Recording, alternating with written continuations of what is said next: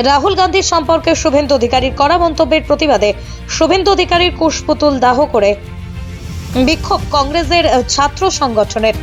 রাহুল গান্ধী সম্পর্কে শুভেন্দু অধিকারীর কড়া মন্তব্যের প্রতিবাদে মালদার ইংরেজবাজার শহরে রথবাড়ি মোড়ে 34 নম্বর জাতীয় সড়ক অবরোধ করে শুভেন্দু অধিকারীর কুশপুতলিকা দাহ বিক্ষোভ কংগ্রেসের ছাত্র সংগঠন ছাত্র পরিষদের রাজ্য সভাপতি সৌরভ প্রসাদের নেতৃত্বে জাতীয় সড়ক অবরোধ করে বিক্ষোভ দেখানো হয়।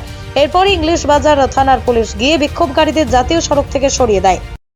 শুভেন্দু অধিকারী আমাদের প্রিয় নেতা রাহুলজি সম্বন্ধে যে কুরুচিকর মন্তব্য করেছেন, তিনি হয়তো ভুলে গেছেন যে দিল্লিতে গিয়ে আমাদের সেই নেতা রাহুলজির পা ধরেছেন দুবার কংগ্রেস দলে যোগদান করার জন্য, একবার নয় দুবার।